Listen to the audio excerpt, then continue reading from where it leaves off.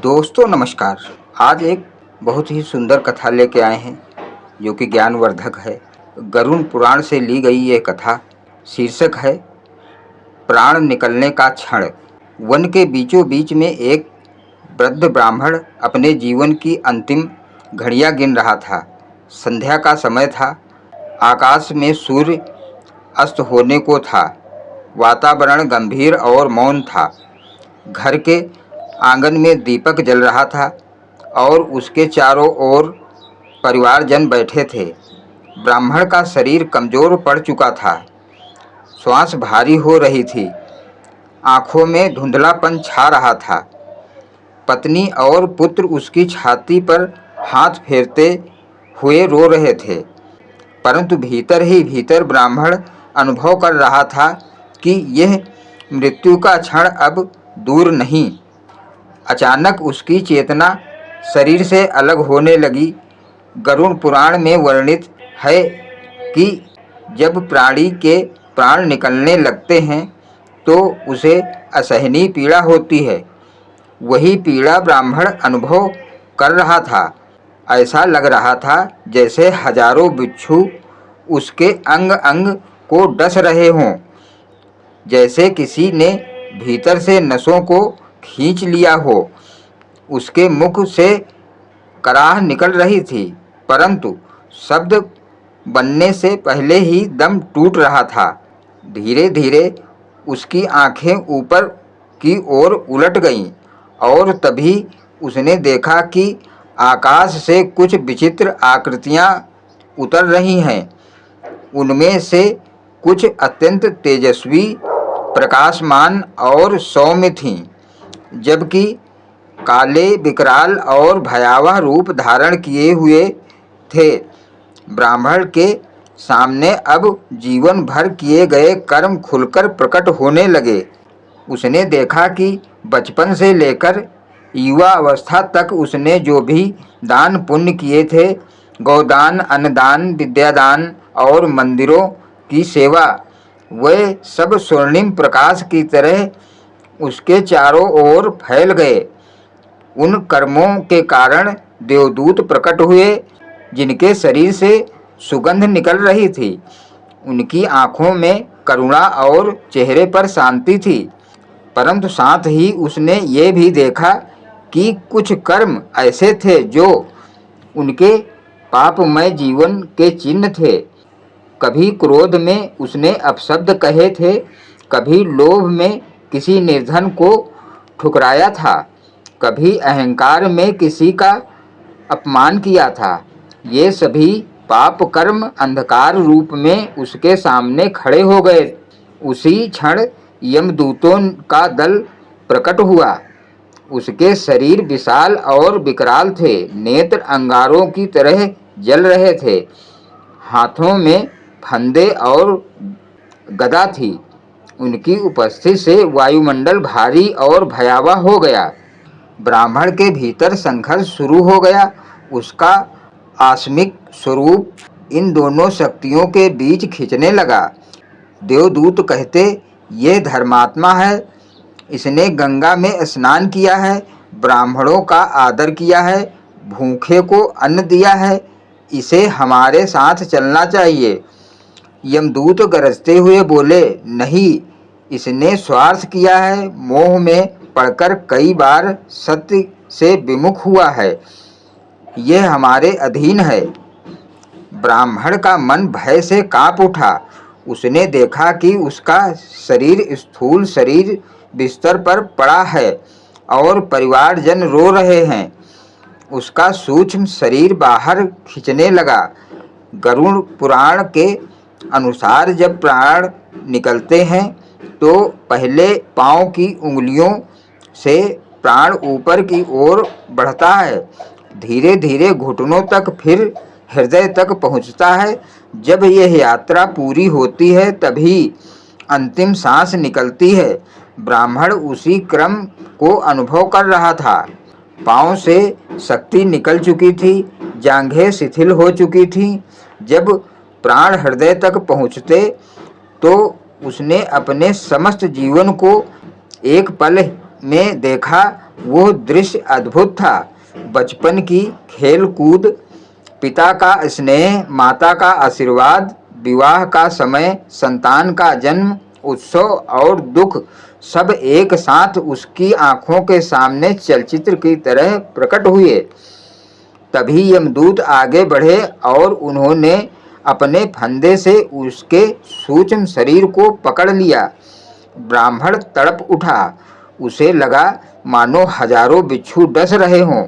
उसका परिवार यह पीड़ा नहीं देख पा रहा था, क्योंकि सामान्य आंखों से यह दृश्य अदृश्य था। देवदूत बोले, इसने गंगा स्नान, श्राद्ध और पितरों की सेवा की है। इसने कभी किसी को भूखा नहीं छोड़ा। इसे इतना कठोर मत बांधो। यमदूत बोले, परंतु पाप और पुण्य दोनों का हिसाब बराबर है। इसे पहले हमारे दरबार में जाना होगा। वहाँ धर्मराज इसका न्याय करेंगे।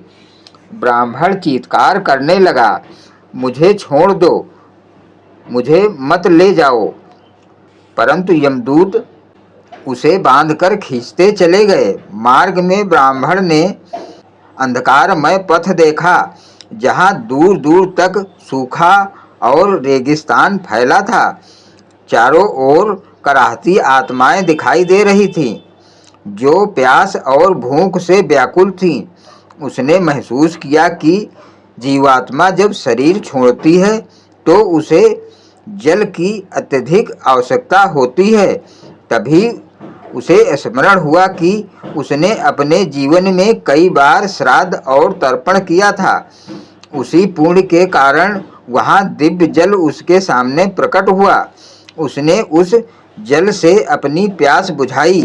गरुड़ पुराण कहता है कि जो लोग श्राद्ध और तर्पण करते हैं, उनके पितरों के आशीर्वाद से मृत्यु के बाद यात्रा सरल होती है। ब्राह्मण के साथ भी यही हुआ।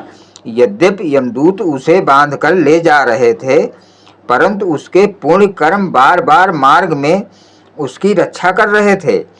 कभी जब यमदूत उसे अत्यधिक पीड़ा देते तो देवदूत उसके सामने खड़े होकर उस पीड़ा को कम कर देते। जब वह अंधकारमय घाटी से गुजरता तो उसकी स्मृति में गीता के श्लोक गूंजते, जिन्हें उसने जीवन में कभी सुना और जपा था। उन श्लोकों का तेज उसके चारों ओर प्रकाश फैलाता। अंततः वह यमपुरी पहुंचा। वहां धर्मराज का विशाल दरबार था। सिंहासन पर धर्मराज यम बैठे थे। उसके पास चित्रगुप्त खड़े थे। धर्मराज ने आदेश दिया, इस ब्राह्मण के जीवन के कर्मों का लेखा जोखा प्रस्तुत करो। चित्रगुप्त ने अपनी विशाल पुस्तक खोली और कहा, इसने 100 बार दान किया, 50 बार श्राद्ध किया, अनेक तीर्थ यात्राएं की, परंतु कभी कभी अहंकार में आकर अपमान किया, कभी लोभ से पाप हुआ। इन सब का संतुलन किया जाए। धर्मराज ने गंभीर स्वर में कहा, इसके पुण्य अधिक हैं, परंतु थोड़े पाप भी हैं। अंततः इसे नरक का अनुभव संक्षेप में होगा, जिसे यह शुद्ध हो जाए, फिर इसे स्वर्ग में स्थान दिया जाएगा। ब्राह्मण कांप गया। यमदूत उसे नरक के मार्ग की ओर ले जाने लगे। वहां उसने अग्निकुंड देखे, जहां पापी आत्माएं दग्ध हो रही थीं। उसने कीचड़ और रक्त से भरे सरोवर देखे, जहां पापी डूब रहे थे। ब्राह्मण भयभीत होकर चिल्लाया, हे प्रभु, मुझे बचाइए। तभी देवदूत प्रकट हुए और बोले, मत भयभीत हो, यह सब केवल अल्प समय के लिए है। तेरे पुण्य कर्म तुझे शीघ्र मुक्त कर देंगे। कुछ समय तक नरक का अनुभव करने के बाद उसे बाहर निकाल लिया गया। देवदूतों ने उसे स्नान कराया और पुष्प मालाएं पहनाई। अब उसके सामने स्वर्ग के द्वार प्रकट हुए। वहाँ से दिव्य संगीत सुनाई दे रहा था। सुगंधित हवाएं बह रही थीं, अप्सराएं गान कर रही थीं और चारों ओर ज्योति का प्रकाश था। ब्राह्मण ने गहरे विस्मय से देखा, क्या अब मुझे शांति मिलेगी? देवदूत बोले, हाँ, तूने अपने जीवन में जो भी श्राद्ध, तर्पण और दान किए, वही आज तेरा मार्गदर्शन कर रहे हैं।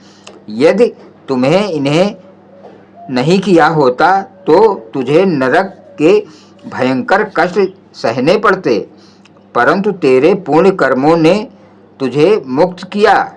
ब्राह्मण के आत्मा को दिव्य शरीर प्राप्त हुआ और वह स्वर्गलोक में प्रविष्ट हुआ। वहाँ उसे अपने पूर्वज पितर दिखाई दिए, जो उसके श्राद्ध और तर्पण से तृप्त होकर आशीर्वाद दे रहे थे। उन्होंने कहा, वत्स, तूने हमें जल और अन्न अर्पित किया था, उसी से हमारी आत्मा को शांति मिली। आज हम तुझे आशीर्वाद देते हैं कि तेरा अगला जन्म और भी शुभ हो। ब्राह्मण की आत्मा आनंद से भर उठी।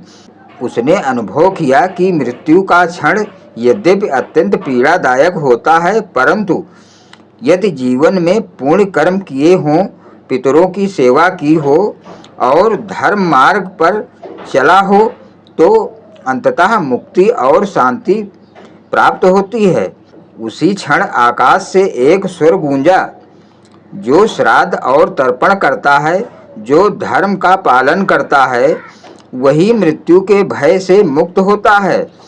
प्राण निकलने का क्षण कठोर है, परंतु पुण्य से वो मधुर हो जाता है, पाप से वो भयंकर हो जाता है। इसलिए हे मनुष्य, धर्म के मार्ग पर चल और पितरों का स्मरण कर।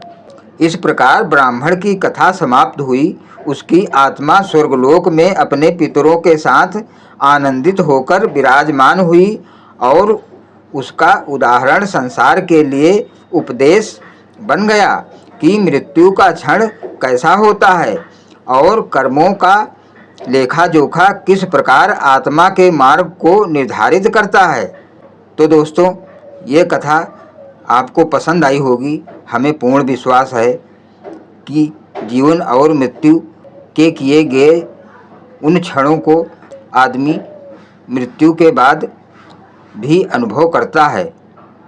अगर ये कथा आपको अच्छी लगी तो इसे अन्य लोगों में शेयर करें, ताकि वो भी इस सत्य को जान सकें।